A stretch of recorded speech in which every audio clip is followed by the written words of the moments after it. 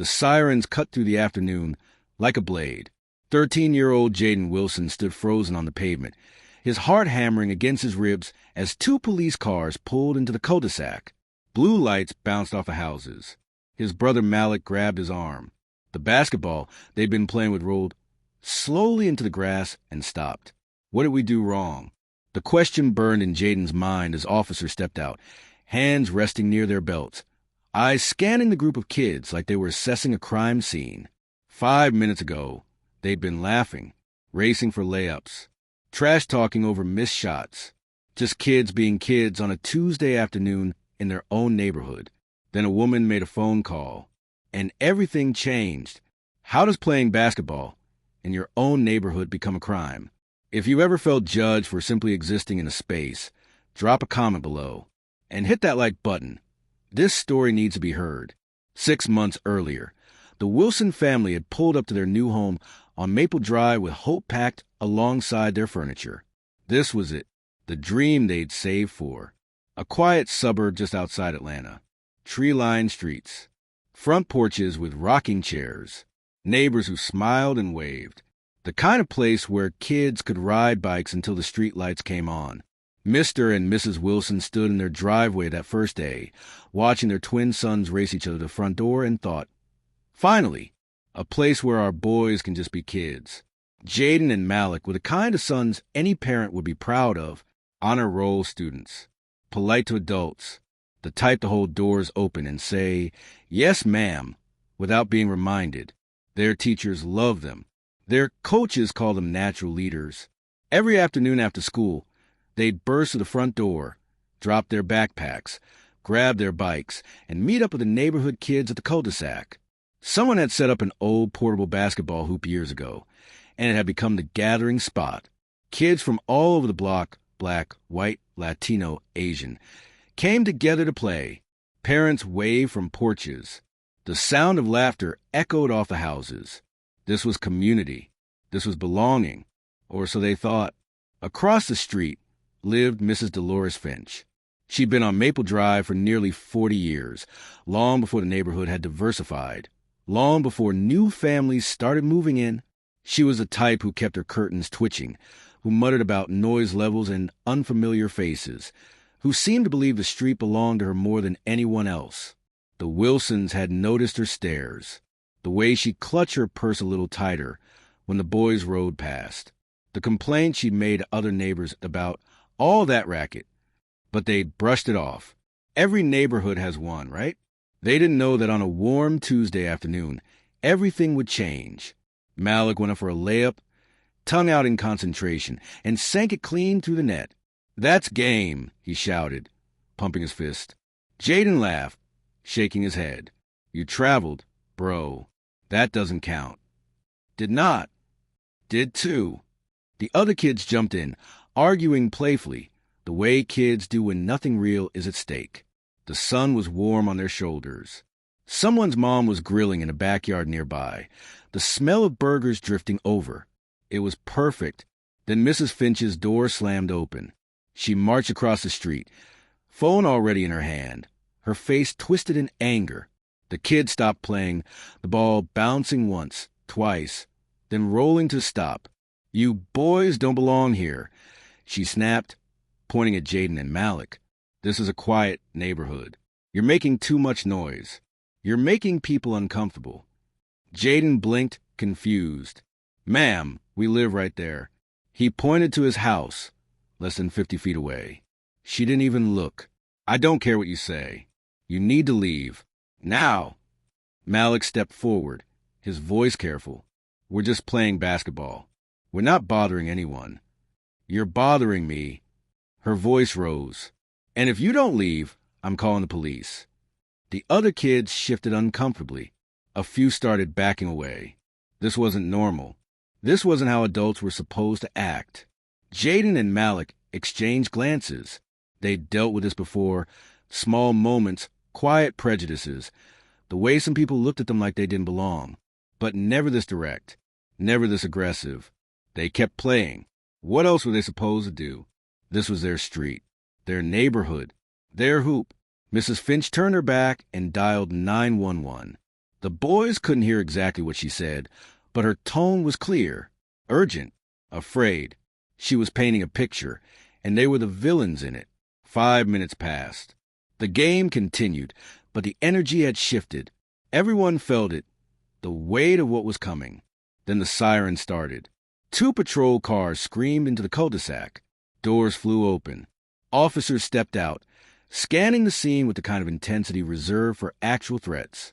The basketball hit the pavement one last time and rolled away. Jaden's throat went dry. His hands started shaking. Beside him, Malik stood perfectly still, the way their father had taught them. Hands visible. No sudden movements. Be respectful. Comply. An officer approached, hand hovering near his belt. What are you boys doing here? Playing basketball? Jaden managed, his voice smaller than he wanted it to be. Where do you live? Right there. That's our house. The officer's eyes narrowed. You have ID? They were 13. They didn't carry ID to play basketball in their own neighborhood. No, sir, Malik said quietly. But our parents are home. They can... Stay right there. Don't move. The command was sharp. Final. Jaden felt his chest tighten. They hadn't done anything wrong. Nothing. But the officers were treating them like criminals caught in the act. Pause for a second. Have you or someone you know ever been questioned for doing something completely innocent? Let us know in the comments. Your voice matters. Mrs. Wilson was folding laundry in the living room when she heard the sirens. Her hands froze mid-fold. Something in her gut twisted. She walked to a window and looked out. Police cars. In the cul-de-sac. Surrounding her sons. The laundry basket hit the floor. She was out the door before she could think. Her husband right behind her, neither of them bothering to close the door. Those are our sons. Mr. Wilson shouted as they ran across the lawn. What's going on? What happened? The officer closest to them turned, his expression bureaucratic. Unmoved. We received a call about suspicious activity in the area. Mrs. Wilson's voice cracked. Suspicious activity? They're children. They're playing basketball. Ma'am, we're just responding to a call. A call from who? Mr. Wilson demanded. Across the street. Mrs. Finch stood on her porch, arms crossed, watching. No shame. No remorse. Just satisfaction. The realization hit like a punch to the gut. Their sons, honor roll students, polite, kind, careful, were being treated as threats in her own neighborhood because a woman decided they didn't belong. Jaden and Malik stood silent, their faces a mixture of shame, confusion, and anger. The other kids had scattered, caught inside by nervous parents. Only Tom Jenkins remained on his porch, phone up, recording every second. I need to see ID, the officer said to Mr. Wilson. Proof of residence. The humiliation of it. Standing in your own driveway. Proving you have the right to exist in the space you pay a mortgage for. Mr. Wilson pulled out his wallet, handed over his license, then had to run back inside to grab mortgage papers, utility bills. Anything to prove what you'd never need proving. Mrs. Wilson stood with her arms around her sons, feeling them tremble, feeling the way this moment was scarring them. The officer examined the documents, radioed something to his partner, finally nodded. Looks like there was a misunderstanding. A misunderstanding. That word hung in the air like a slap. Not we're sorry.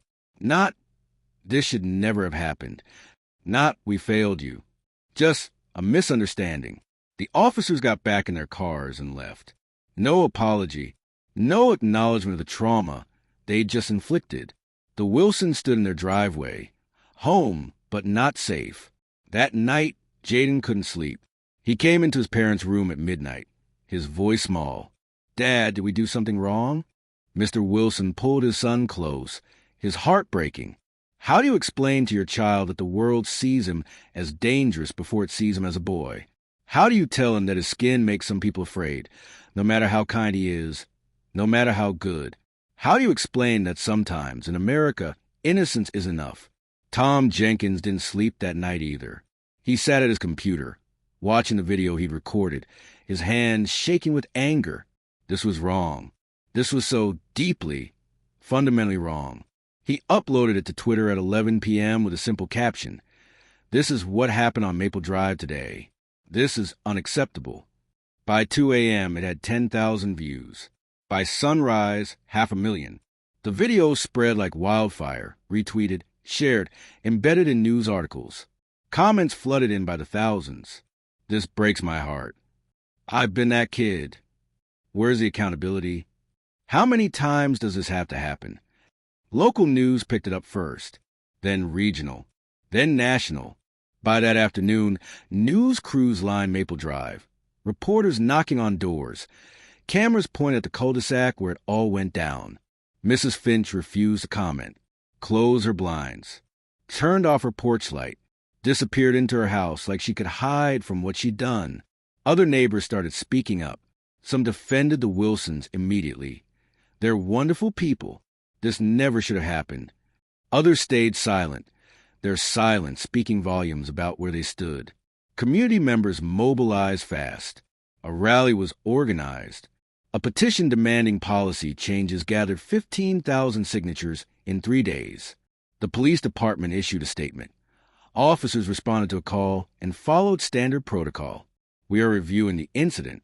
But protocol was a problem. Protocol that treated a woman's bias as legitimate concern. Protocol that sent armed officers to confront children playing basketball. Protocol that demanded black boys prove they belonged in their own neighborhood. The Wilsons filed a formal complaint, not just against Mrs. Finch, but against the system that validated her fear, that weaponized law enforcement against innocence. Mrs. Wilson gave an interview that aired on the evening news, her voice steady despite the pain in her eyes. "My sons weren't doing anything wrong. But in America, that doesn't always matter. We teach them to be respectful, to work hard, to follow every rule. And it still wasn't enough to keep them safe. That has to change." Her words echoed across the country. If this story is hitting home, please share this video. The algorithm needs to push stories like this, not bury them. Hit that share button now. A week later, the rec center was packed. The community meeting had been called with 48 hours' notice, but nearly 200 people showed up. The tension in the room was thick enough to cut. Neighbors who'd been friendly on the surface now had to choose sides in public. The comfortable politeness that had defined Maple Drive was being ripped away, exposing everything underneath. An older white man stood up first. "Look, I feel bad about what happened, but Mrs. Finch is just an old woman. She was scared. We can't crucify her for that." A black woman in the back row stood immediately. "Scared of what? Children playing basketball? Let's be honest about what this is." The room erupted, voices overlapping. Some defensive, some angry, some finally saying what they thought for years but never voiced. Tom Jenkins took the microphone, his voice cutting through the chaos. "I've lived here 15 years. I've seen white kids play in that cul-de-sac 100 times. Louder, later, rougher. Nobody ever called the cops. Not once. So let's stop pretending this is about noise." The silence that followed was deafening. A young mother stood, her voice shaking. "I'm a teacher. I teach my black sons to keep their hands where people can see them, to say yes, sir, and no, ma'am.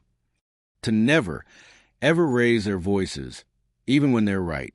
To be twice as good just to be seen as half as worthy. And after everything that happened to the Wilsons, I still don't know if that's enough to keep them safe." Her words landed like stones in still water, the ripples spreading across the room. People started sharing their own stories. The microaggressions, the assumptions, the times they've been followed in stores, questioned in their own neighborhoods, treated as suspects before humans. Mrs. Finch wasn't there. Hadn't left her house since the video went viral. No apology, no acknowledgement of the harm she'd caused. But something shifted anyway. The neighborhood was being forced to look in the mirror, and what they saw was uncomfortable. Good intentions weren't enough. Not being racist wasn't enough. Silence was complicity. The conversations that followed were messy, painful. Some people left angry. Some left in tears. Some left determined to do better. The police department announced revised protocols for responding to suspicious person calls, requiring dispatchers to ask more questions, requiring officers to assess situations more carefully before approaching with force. It wasn't perfect. It wasn't a complete solution. But it was a start. Diversity and inclusion workshops were organized. Community dialogue scheduled. Real accountability demanded. Change is never comfortable. But it was happening. 6 weeks later, the portable hoop was gone. In its place stood a brand new basketball court, installed with funds donated by community members who wanted to make things right. Permanent. Beautiful. A statement. These kids belong here. Unity Play Days launched that Saturday. Kids from all over the neighborhood showed up, black, white, Asian, Latino, all of them playing together while parents watched from folding chairs, talking, learning, building the bridges that should have existed all along. On the court, Jaden rose up for a three-pointer. The ball arced through the air, spinning, perfect. It dropped through the net with a satisfying swish. Malik laughed, throwing his head back, the sound of pure joy reclaiming a space that had tried to silence it. That sound, that beautiful, defiant sound, was a real victory. In small corners of America, justice doesn't always arrive with fanfare.